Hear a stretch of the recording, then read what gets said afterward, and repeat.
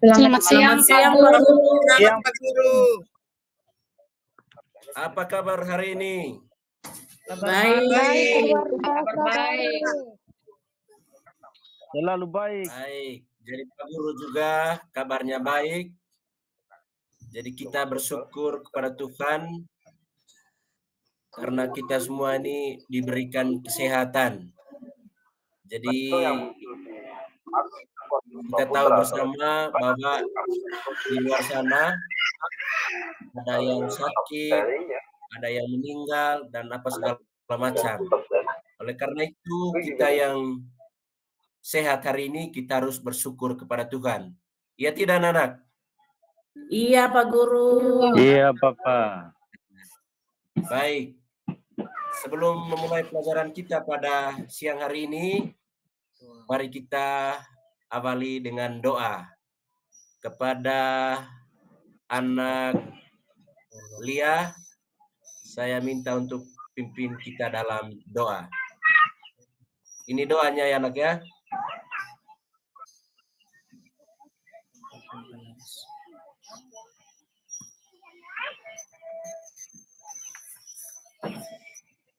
Silakan anak Lia.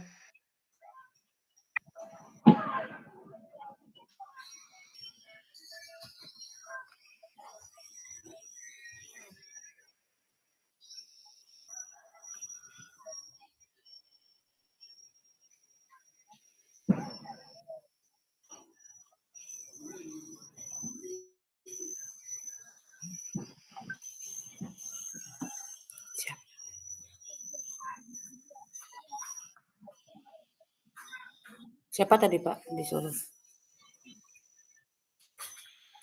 Anak Lia, anak Lia.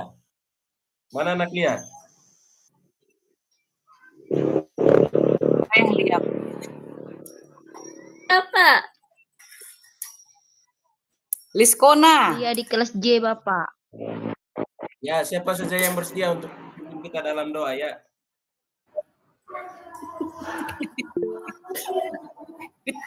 Doanya Bapak tabur.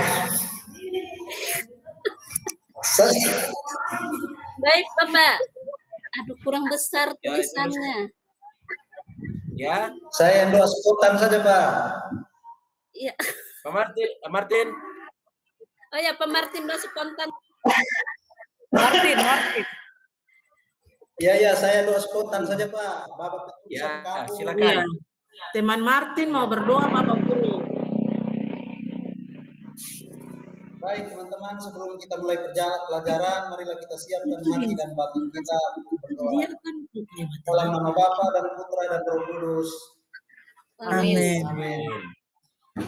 Ya Tuhan Allah Bapa yang baik, Allah yang kudus dan kekal, puji dan syukur kami haturkan kehadirat-Mu atas segala rahmat dan kasih-Mu, sehingga pagi hari ini kami dapat berkumpul dengan Bapak Guru kami membahas pelajaran kami pada pagi hari ini.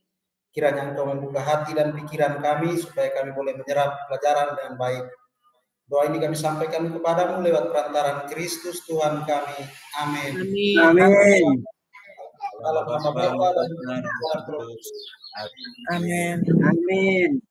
Baik, terima kasih Martin yang telah memimpin kita dalam doa. Baik. Silakan anak-anak. Baik, sebelum kita masuk pada pelajaran kita pada hari ini, mari kita berdiri lagi dulu. Kita Bapak Guru minta kalian untuk berdiri. Kita Berdiri. akan menyanyikan lagu nasional, ya. Saya minta kepada adik Liskona untuk menjadi dirigen. Bisa? Bisa. Kita berdiri, Pak. Mengandaikan, Pak. Ya. Di sini ada teksnya ya, lagunya. Bapak Guru akan bukakan musiknya. Kita akan nyanyi lagu Indonesia Raya.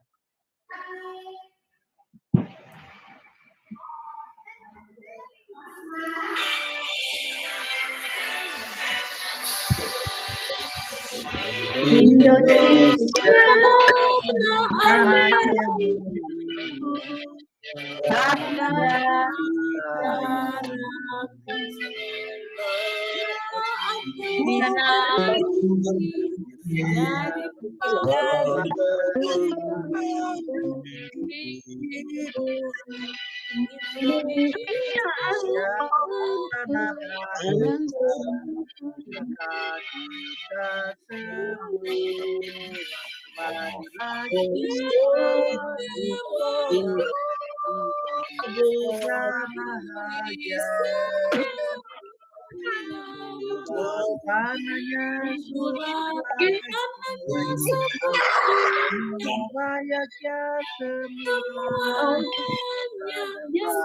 adalah hatinya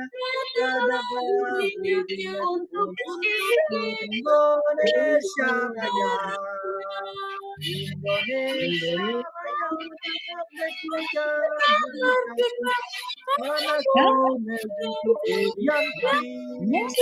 merdeka, tanahku negeriku yang indah. Indonesia Raya, merdeka, Indonesia Raya. Merdeka, merdeka, tanahku yang indah. Indonesia Raya, merdeka. Sudah selesai. Martin. Ini Pak, ini teman Marianus ini dia sudah selesai menjadi terputus. Jadi kalau menyanyikan lagu nasional itu harus sikap yang sopan, harus tegap, sikap siap. Siap. Baik. Selanjutnya, adik-adik sekalian, hari ini kita akan sama-sama mempelajari tema tentang sengsara dan bakat Yesus. Anda gunakan untuk mengajar. Tapi sebelumnya, minggu lalu kita sudah sama-sama mempelajari tema tentang tugas perutusan Yesus sebagai murid Yesus.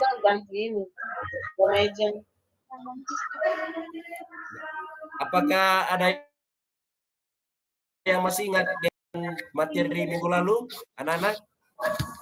Sudah lupa, Pak. Sudah lupa. Sudah lupa. Jadi baik. Jadi minggu lalu itu kita sama mempelajari tema tentang tugas perutusan Yesus sebagai perutusan murid Yesus. Jadi di dalam tugas ini ada 4 sikap yang mau ditunjukkan oleh Yesus kepada para muridnya. Yang pertama, sikap yang pertama itu tidak boleh memilih teman atau memilah teman. Jadi itu kita bebas. Jadi jangan memilih teman bahwa ini teman orang agama Islam, ini teman yang agama Hindu, tapi kita bebas untuk memilih. Itu sikap yang ditunjukkan oleh Yesus. Kemudian yang kedua, tidak boleh melihat latar belakang. Jadi Yesus itu memilih para muridnya itu tidak melihat latar belakang. Artinya dia itu orang miskin kah atau orang yang sederhana kah? Itu tidak. Tapi dia bebas untuk memilih. Begitu. Jadi kita juga dalam pergaulan kita juga sehari-hari, jadi kita tidak boleh bergaul dengan memilih atau memilah bergaul dengan cari orang yang kaya atau sesama orang miskin, begitu. Jadi kita bergaulnya bebas, ya, adik-adik ya, begitu.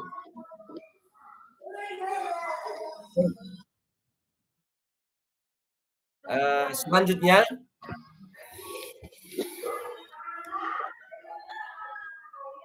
Hari ini kita akan mempelajari tema tentang, ini temanya, tentang sengsara dan wafat Yesus. Nah, ada tujuan dari tema ini yang mau kita pelajari hari ini. Pertama, siapa yang bisa baca ini? Martin bisa baca ini? Bisa, Pak. Nah, baca yang pertama, Martin. Tujuan pertama, peserta didik mampu menjelaskan makna pengorbanan Yesus Kristus berdasarkan Injil dan ajaran Gereja Katolik serta mengidentifikasi nilai-nilai pengorbanan tersebut dalam konteks kehidupan sehari-hari. Iya, terima kasih. Jadi itu tujuan yang pertama. Berikut tujuan yang kedua. Silakan Adik Marianus.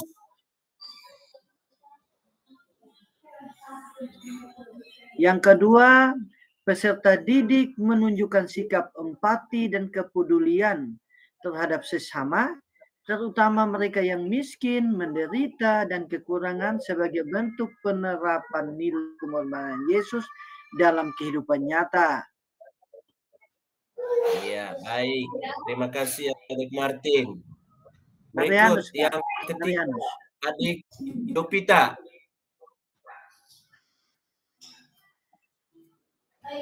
Yang ketiga, iya Pak. Ya, Peserta didik. Ya Pak, peserta didik mampu merencanakan dan melaksanakan tindakan nyata yang berpihak kepada kaum miskin, menderita, dan kekurangan dalam komunitas sekolah atau lingkungan sekitar sebagai wujud konkret dari pemahaman mereka tentang pengorbanan Yesus. Iya, baik. Jadi itu tujuan yang mau kita capai dalam pembelajaran hari ini ya. Jadi mohon itu diingat baik-baik. Baik, selanjutnya anak-anak sekalian, mari kita lihat video berikut ini.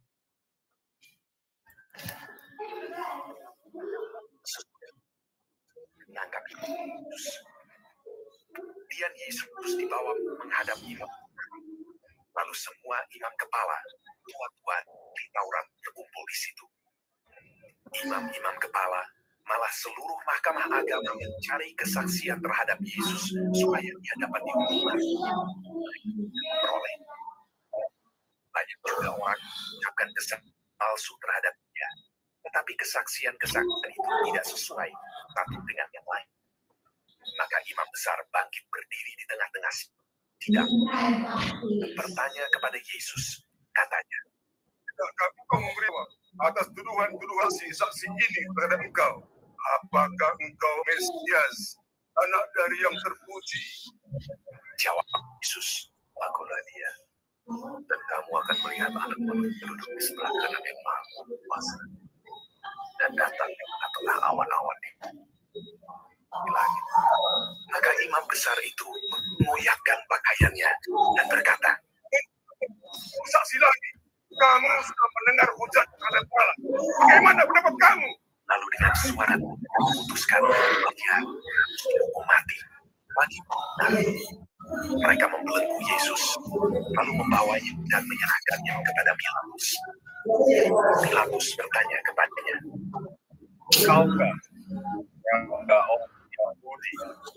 Jawab Yesus, Lihatlah betapa mereka telah. Tapi Yesus sama sekali tidak menjawab lagi. Pilatus merasa happy. Pilatus menjawab mereka dan bertanya, Maka kamu menghendaki supaya bebaskan raja orang Yahudi ini? mereka teriak lagi, katanya, berkata kepada mereka. Tetapi kejahatan apakah yang telah dilakukannya? Namun mereka makin keras berteriak. Dan pada waktu itu adalah seorang yang bernama Barabas. Mereka telah melakukan pembunuhan dalam dan orang memuaskan hati orang banyak. Ia membebaskan barang mereka. Tetapi Yesus disesatkan, lalu diserahkannya untuk disalibkan. Mereka mengenakan ungu kepadanya, menganyam sebuah mahkota duri dan menaruhnya di atasnya. Kemudian mereka mulai memberi hormat kepadanya. Katanya, "Salam, hai raja orang Yahudi."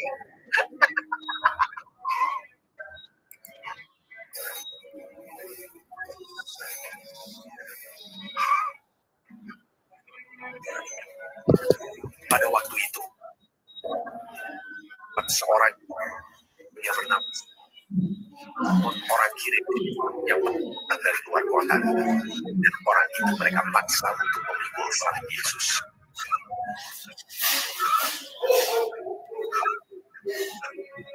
Mereka membawa Yesus ke tempat yang berarti tempat tengkorak.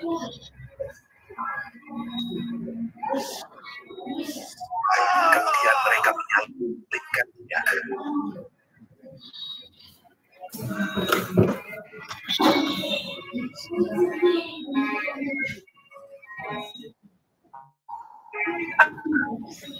Ketika ia disalibkan, orang-orang yang lewat di sana memuja dia sambil menggelengkan kepala. Mereka berkata, "Hai, mau menyembuhkan dan mau membangun tempat turunlah di salib." Demikian malah bersama-sama ahli Taurat menolongnya di antara mereka sendiri. Mereka berkata, tetapi dia sendiri bersama dengan dia disalibkan dua orang penyamun di sebelah kanannya dan seorang di sebelah kirinya. Katakanlah, selamatkanlah dirimu dan kami. Memang saya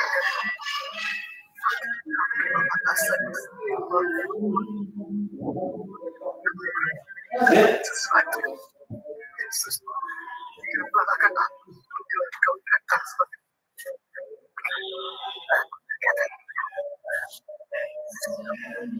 hari ini kau akan bersama-sama dengan di dalam kita. Pada jam 12, kegelapan meliputi sekolah. Dan pada jam 3, berserulah Yesus.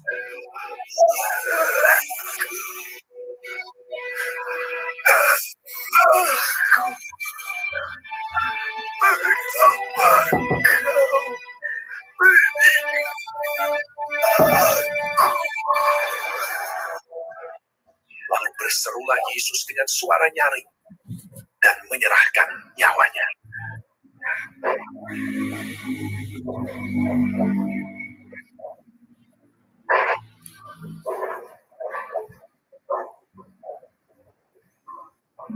Ketika itu, tabir Tuhan atas sampai ke bawah.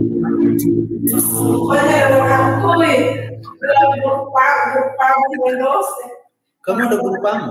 Ada guru kamu? Iya. Ya di situ dia bilang usaha nanti kayak dia ya cara mengajar seorang besar yang terkebun dan yang diri dan minta mayat Yesus. Lalu ia memanggil dalam bukit kemudian memberikan sebuah batu.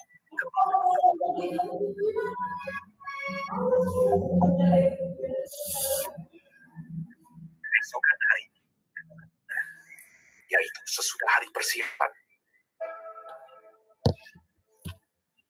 datanglah imam-imam kepala dan orang-orang Farisi bersama-sama menghadap Pilatus, dan mereka berkata, "Tuan, penyesat itu suatu hidupnya berkata, sudah hari aku akan bangkit. Karena itu, perintahkanlah untuk menjaga kubur itu sampai hari ketiga." Dan dengan bantuan penjaga-penjaga itu, mereka meraih kubur itu dan menjaganya.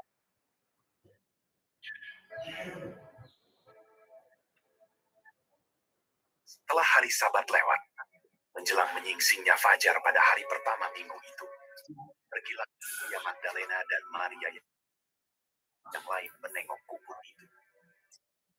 Maka terjadilah gempa bumi yang hebat, sebab seorang malaikat Tuhan turun dari langit dan datang ke batu itu dan menggulingkannya, lalu duduk di atasnya. Wajahnya bagaikan kilat dan pakaiannya putih bagaikan salju, dan penjaga-penjaga itu gentar ketakutan dan menjadi seperti orang-orang mati. Tapi malaikat itu berkata kepada perempuan-perempuan itu, "Janganlah kamu takut, sebab aku tahu kamu mencari Yesus yang disalibkan itu. Ia tidak ada di sini, sebab ia telah bangkit, sama seperti yang telah dikatakannya. Mari, lihatlah tempat itu baik. Dan segeralah pergi dan katakanlah kepada murid-muridnya bahwa ia telah bangkit dari antara orang mati. Ia mendahului kamu ke Galilea. Di sana kamu lihat dia." Mereka segera pergi dari kubur itu dengan takut dan dengan sukacita yang besar, dan berlari cepat-cepat untuk memberitahukannya kepada murid-murid. Yesus berjumpa dengan mereka dan berkata,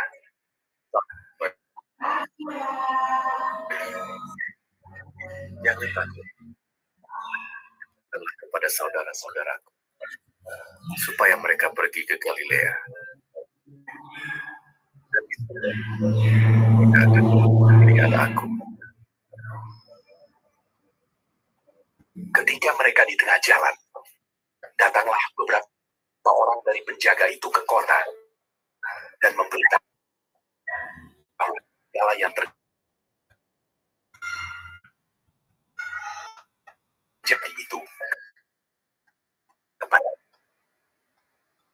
Musa, lalu memberikan sejumlah serdadu-serdadu itu dan berkata, "Kamu harus mengatakan bahwa murid-muridnya datang malam dan mencurinya. Ketika kamu sudah..." Mereka menerima uang itu dan berbuat seperti yang dan kepada mereka. Ke-11 murid itu berangkat ke Galilea, ke bukit yang telah ditunjukkan. Yesus mendekati mereka dan berkata, "Kepadaku telah diberikan segala kuasa di surga dan di bumi. Dan baptislah mereka dalam nama Bapa dan Anak dan Roh Kudus. Dan ajarlah mereka melakukan segala sesuatu yang telah menyertai kamu senantiasa sampai kepada akhir zaman."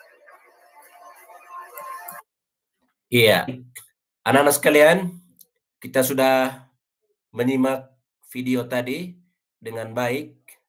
Sekarang kita di dalam kelompok kita masing-masing, kita akan mendiskusi terkait dengan video yang sudah kita nonton tadi dengan beberapa pertanyaan. Sudah bisa lihat pertanyaannya, anak-anak?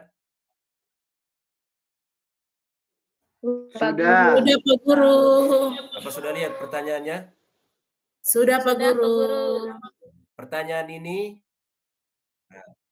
ini untuk kita jawab ya, sesuai dengan kelompok kita masing-masing. Jadi ada 3 pertanyaan. Jadi di kelompok 1 dan di kelompok 2. Silakan diskusikan dengan teman-teman kita masing-masing, berdasarkan kelompok. Pak Guru akan bacakan pertanyaannya ya. Pertanyaan nomor 1, apakah yang kamu rasakan ketika melihat penderitaan Yesus dalam video tersebut? Itu pertama ya. Kemudian pertanyaan yang kedua, mengapa menurutmu Yesus tidak melawan ketika disiksa dan disalibkan? Kemudian pertanyaan ketiga, setelah melihat kebangkitan Yesus di video yang terakhir tadi itu ya, anak-anak, bagaimana kamu bisa menerapkan makna kebangkitan Yesus dalam kehidupan kamu sehari-hari? Baik, Bapak Guru akan berikan kesempatan kepada kalian untuk mendiskusikan ya.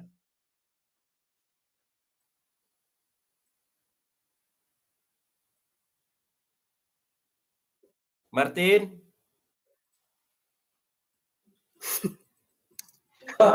Sudah Pak Guru. Saya Pak Guru. Oh. Pertanyaan nomor 1, Pak. Pertanyaannya. Ya, Pak. Kita punya kelompok 1 ini ketuanya Pak Martin, Pak Guru. Oh, Ya, kalau begitu langsung ketua ya, Martin. mewakili teman-teman, Pak.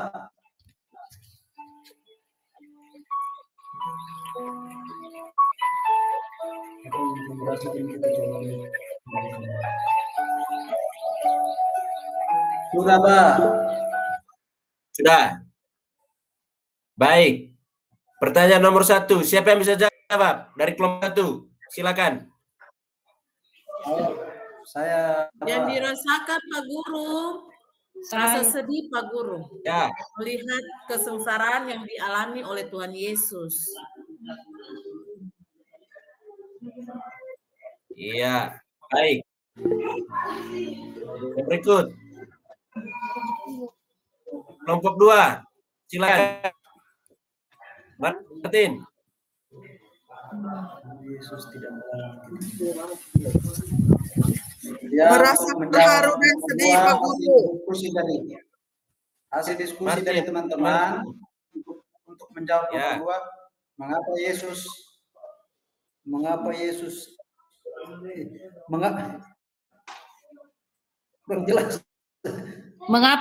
tidak melawan ketika disiksa dan disalibkan? Mengapa Yesus tidak melawan? Ini karena ada mengapa Yesus tidak melawan ketika ia disalib dan ketika ia disalibkan. Jawaban dari kelompok kami, karena Yesus menjalankan tugasnya sebagai utusan dari Allah untuk menyelesaikan tugasnya di dunia. Baik. Berikut nomor 3. Pak, silakan. Herdi.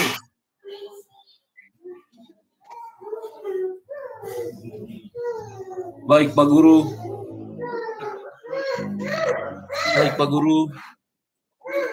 Setelah melihat kebangkitan Yesus, bagaimana kamu bisa menerapkan makna kebangkitan tersebut dalam kehidupan sehari-hari? Ya. Membantu teman, Pak Guru. Ya, baik. Membantu teman. Jadi baik. Anak-anak sekalian, jadi yang telah kamu jawab tadi itu semuanya baik dan benar ya. Di dalam video itu tadi sudah jelas dan kamu juga sudah menjawabnya dengan jelas. Baik, siapa yang bisa menyimpulkan jawaban tadi dengan berbagai jawaban? Marianus bisa menyimpulkan? Saya coba, Pak. Ya, coba untuk menyimpulkan, Marianus. Baik, dari jawaban teman-teman tadi, saya dapat mengambil satu kesimpulan. Yang pertama, apa yang kamu rasakan ketika melihat penderitaan Yesus dalam video tersebut? Jawabannya ada yang terharu, ada yang takut, ada yang sedih. Itu jawaban-jawaban itu benar. Mengapa menurutmu Yesus tidak melawan? Dia tidak melawan karena memang Yesus diutus untuk menembus dosa umat manusia dengan memberikan nyawanya kepada manusia sendiri. Dan setelah melihat kebangkitan Yesus, bagaimana kamu bisa menerapkan makna kebangkitan tersebut dalam kehidupan sehari-hari? Saya menarik kesimpulan bahwa dengan adanya sengsara dan wafat kita Yesus Kristus, kita menjadi sadar dan bisa kita terapkan dalam hidup kita, saling membantu yang susah. Itu kesimpulan dari saya, meramu semua jawaban dari teman-teman. Itu saja, sekian. Terima kasih, Pak Guru. Tepuk tangan untuk Martin, untuk Marianus dulu. Tepuk tangan. Cukup semangat, Pak.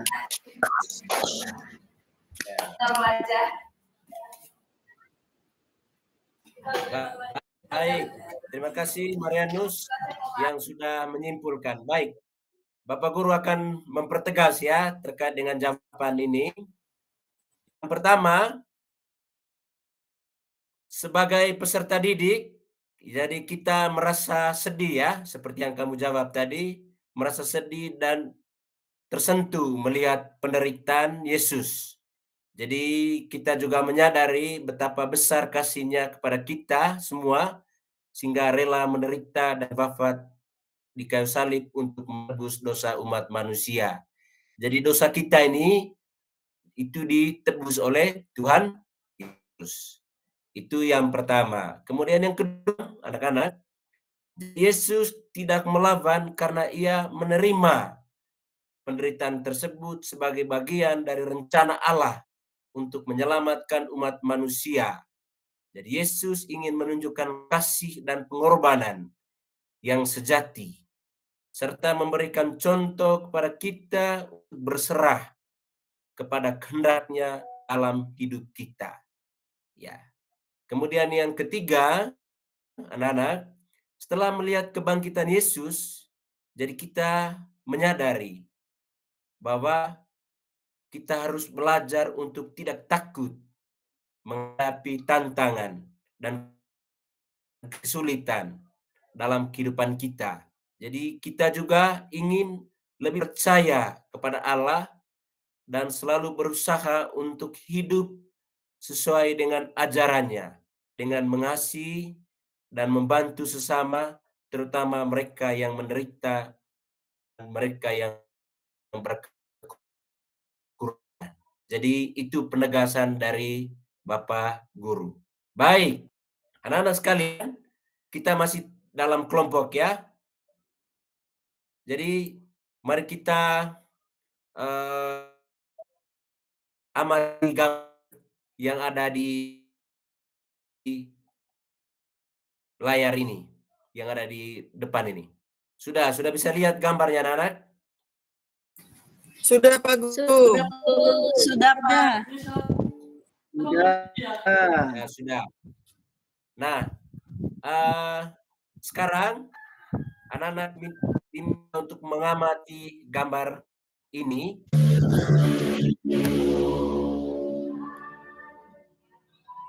Dengan beberapa pertanyaan.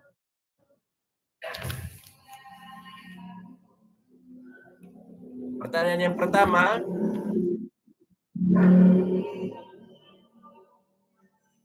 bercerita tentang apakah gambar di atas atau gambar yang ada di samping.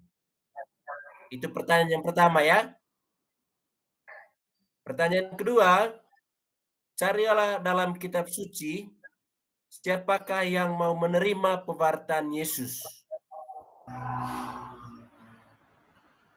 Pertanyaan ketiga, mengapa mereka menerima dan bersukacita dengan pewartaan Yesus. Pertanyaan yang keempat, carilah dalam kitab suci siapakah yang menolak pewartaan Yesus. Lalu mengapa mereka menolak pewartaan Yesus? Pertanyaan yang kelima, bagaimana sikap Yesus ketika pewartaannya ditolak? Ya, itu pertanyaannya. Silakan didiskusikan, anak-anak. Sudah jelas, Pak. Ya, Sudah jelas, Pak.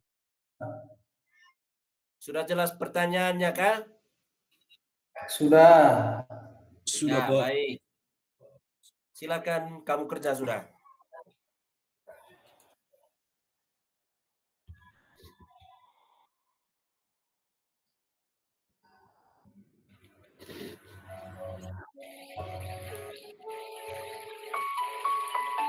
Sudah, Pak.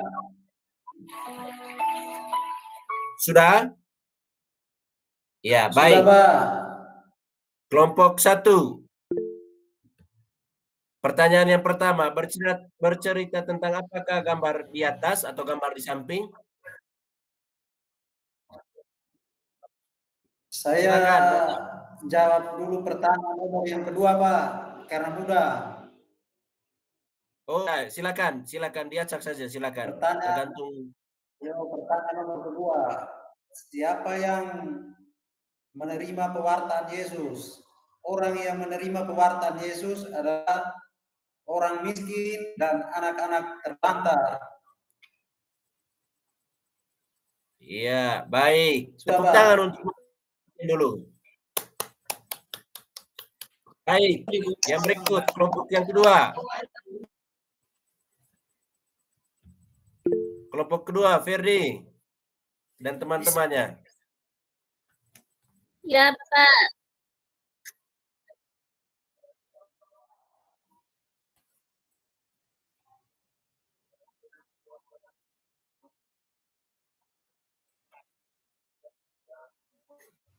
Oh iya, membangkitkan orang mati.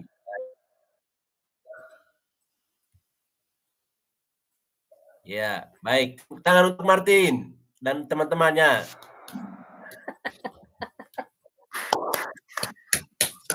Berikut. Pertanyaan berikut. Liskona, silakan. Ya, Pak Guru. Terima kasih. Saya akan menjawab pertanyaan siapa yang menolak Yesus. Dari apa yang kita lihat dalam video tadi, yaitu mereka para pemimpin agama Yahudi. Liskona, gambar, ya, amati gambar yang ada di samping ini. Ya, Bapak. Ya, amati gambar, bukan video. Video sudah lewat tadi itu anak. Iya, Bapak, saya menjawab pertanyaan siapa yang menolak Yesus. Oh ya, silakan. Ada kan? Karena kurang jelas, Bapak, soalnya. Oh, sorry ya. Minta maaf, Pak Guru, minta maaf.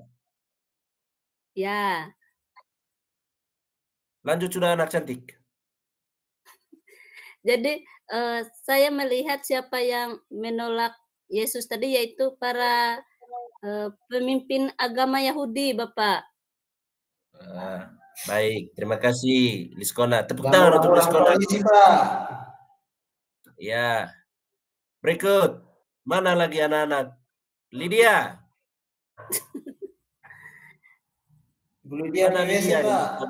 Lydia ini. Tidak jawab Lydia.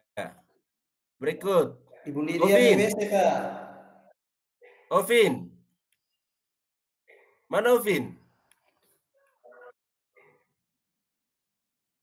Ke belakang, Pak. Ke belakang lagi. Ada keluar, Pak. Okto, silakan Okto.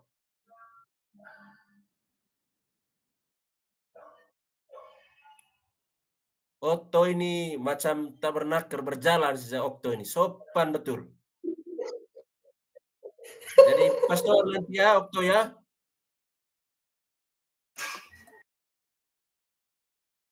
Baik.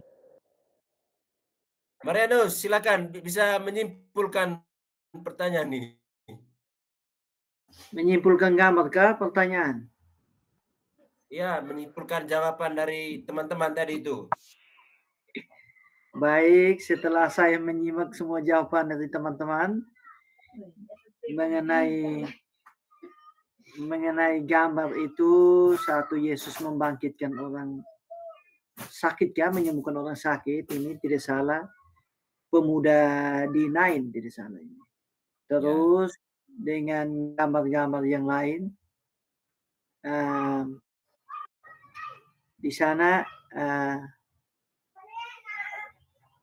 bercerita tentang kehidupan Yesus dalam mewartakan sabda Tuhan. Itu saja mungkin dari saya. Terima kasih. Baik, terima kasih anak ganteng. Tepuk tangan untuk Marianus. Nanti jadi pastor ya Marianus ya? Sudah mau daftar seminari, Pak. Oh, baik. Terima kasih. Bapak doakan ya, semoga kelas 9 toh terkabul. Baik. Bapak Guru akan memperjelas ya, menegaskan kembali terkait dengan apa yang kalian sudah jawab tadi. Jadi kalian tadi sudah jawab itu dengan baik dan juga dengan benar. Yang pertama, kelompok orang yang menerima pewartaan Yesus itu antara lain seperti yang dijawab oleh anak yang cantik tadi itu, Liskona, yaitu orang miskin dan sederhana. Karena mereka inilah yang merasakan secara langsung pewartaan Yesus baik melalui kata-kata maupun melalui mujizatnya. Kemudian yang kedua adalah para pendosa yang mau bertobat karena Yesus berkenan datang dan bergaul dengan mereka sehingga mereka merasa diperhatikan oleh Yesus. Yang ke-C, orang-orang sakit yang disembuhkan Yesus seperti yang digambar tadi itu orang sakit, itu pemuda di Nain, ya, begitu seperti yang disimpulkan oleh anak Marianus tadi. Karena orang-orang inilah yang secara langsung merasakan kebahagiaan dan kegembiraan atas pewartaan Yesus. Kemudian yang terakhir itu kaum wanita dan anak-anak. Yesus itu berkenan hadir, peduli dan meninggalkan derajat dan meninggikan derajat mereka. Berikut kelompok orang yang menolak pewartaan Yesus. Pertama, para imam dan ahli Taurat. Karena mereka merasa kehilangan wibawa dan mulai berkurang pengikutnya. Sehingga mereka merasa semakin terancam oleh kehadiran Yesus. Yang kedua, orang-orang Farisi. Karena kehadiran Yesus dianggap akan merusak tatanan hidup sosial dan kemasyarakatan mereka yang sudah mapan. Yang ketiga, ke-C, para penguasa, karena Yesus sering mengecam mereka, sehingga mereka merasa kedudukan dan kehormatan dan juga kekuasaan mereka terancam dengan kehadiran Yesus. Yang keempat, karena orang-orang kaya dan mapan. Karena kerajaan Allah yang diwartakan oleh Yesus menuntut keberanian untuk meninggalkan segala-galanya, termasuk meninggalkan harta, benda, dan juga kekayaan, kemapanan hidup mereka.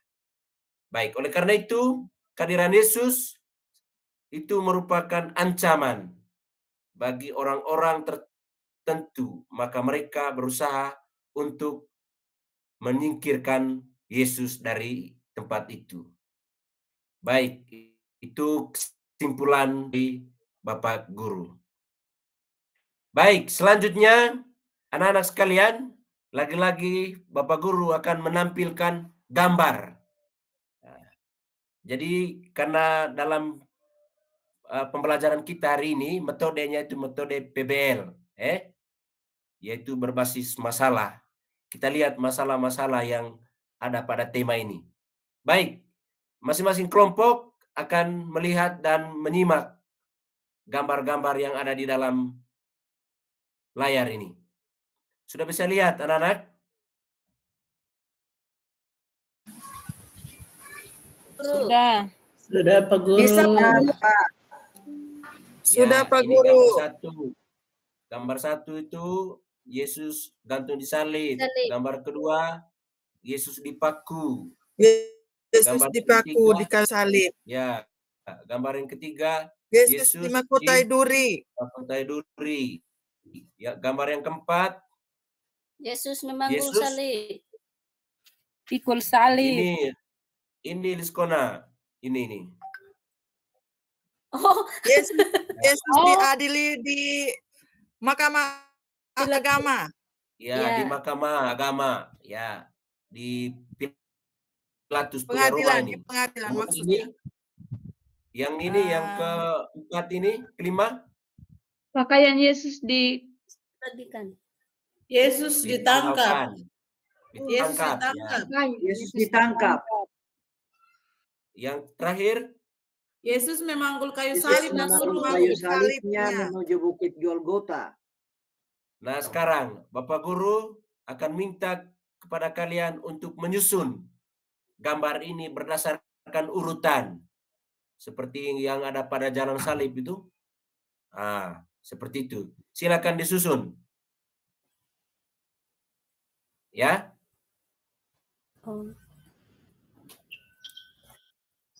Disusun gambarnya ya anak-anak ya. Siap. Langsung jawab kah atau tunggu sampai di rumah? Tidak, sekarang. Sekarang, oke. Sekarang mau cari pekerjaan rumah, bagaimana anak? Saya pikir pekerjaan rumah ya. Ini Tidak. Pak, nomor 1 itu 4, 3, 5, 3, 4, 2, 1.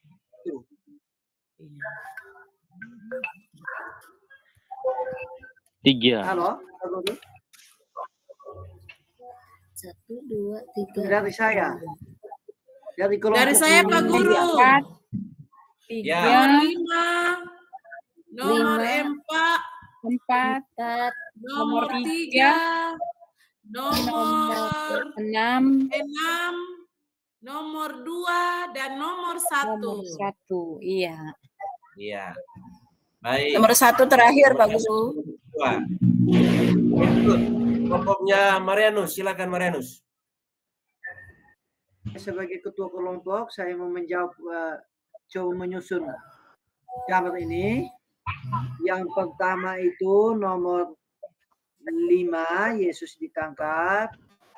Kemudian nomor ini 3, ini kayaknya Yesus disiksa.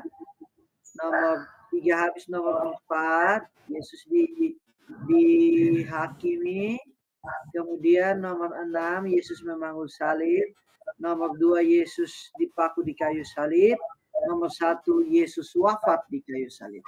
Terima kasih atas kesempatan yang diberikan. Iya, baik. Terima kasih Marianus yang sudah menjawab, dan juga terima kasih untuk kelompok yang menjawab tadi. Mari kita tepuk tangan dulu. Baik. Jadi benar seperti yang disampaikan oleh Marianus. Jadi gambarnya 5, 3, 4, 6, 7. Baik. Selanjutnya, jadi di sini di dalam ini kita lihat teks dalam tujuan akhirnya ketik 15 ayat 1 sampai dengan 39. Jadi kita mengandaikan itu kita sudah baca ya anak-anak ya. Ya Pak. Nah, setelah tadi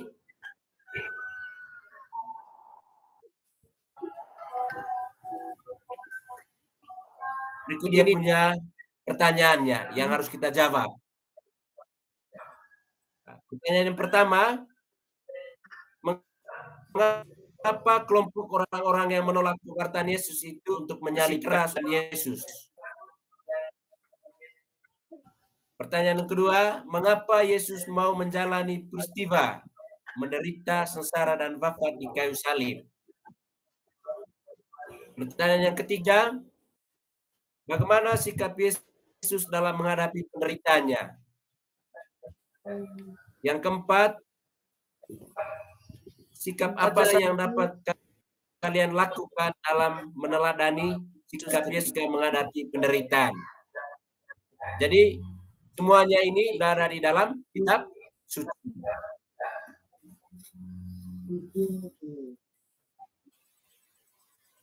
Sudah ya, sudah bisa lihat dia punya tampilan pertanyaan ini, anak-anak?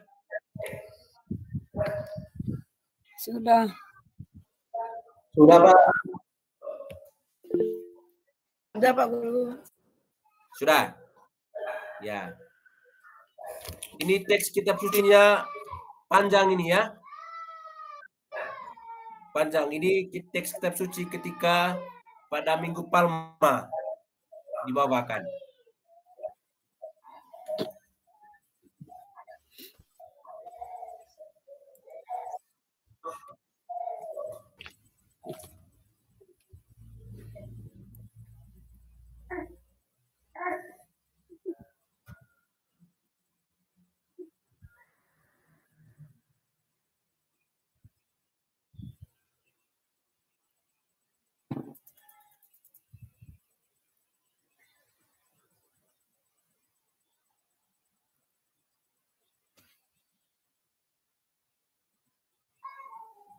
Baik, soal nomor 2. Ya, silakan.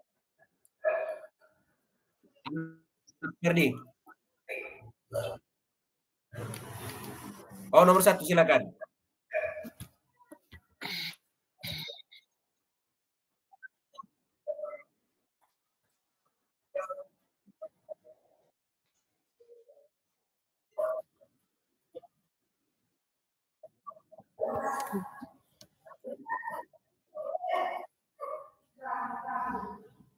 Ya, baik. Yang lain? Anak Maria Gertrudis. Ya, Pak. Ya, silakan. Ya, baik Pak. Saya akan menjawab pertanyaan nomor 2, Pak Guru. Ya, silakan. Mengapa Yesus mau menjalani peristiwa menderita, sengsara, dan wafat di kayu salib? Karena Yesus mencintai umat manusia, Pak Guru. Baik, terima kasih. Tepuk tangan untuk Maria dulu, Maria Gertrudis. Berikut. Saya, Pak Guru. Diskona, silakan. Semangat sekali Diskona ini. Baik, Pak Guru. Saya akan coba menjawab yang nomor C. Bagaimana sikap Yesus dalam menghadapi penderitaannya? Menurut saya, dia menerima dan tidak menolak, Pak Guru.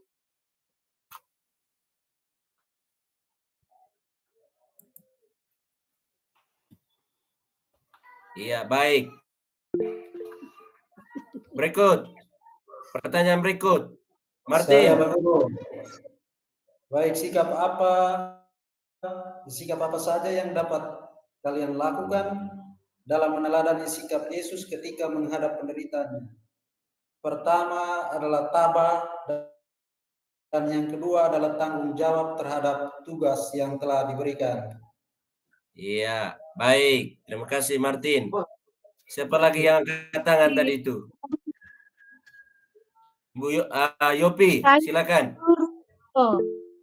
Saya mau menjawab nomor 1. Mengapa kelompok orang-orang yang menolak pewartaan? Baik, Pak Guru, seulang. Saya ingin bertanya nomor 1.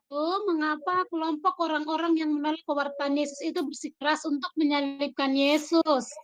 Yang pertama, karena mereka tidak mengakui bahwa Yesus itu adalah Tuhan.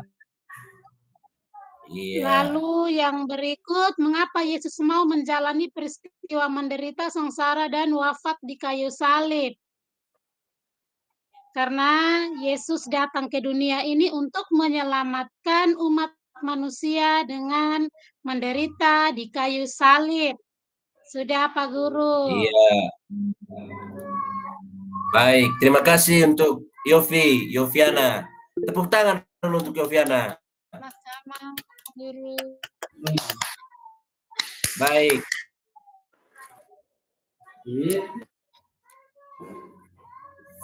Ferdinandus, mungkin silakan untuk Yosefina untuk bisa menyimpulkan jawaban dari teman.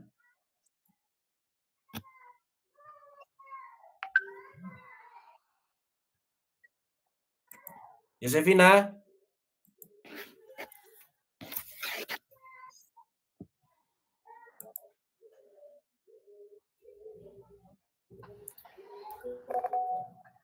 Baik. Beberapa penegasan dari Bapak Guru. Nanti dilihat saja pada catatan ya, anak-anak ya, untuk poin penegasannya. Baik, Pak Guru.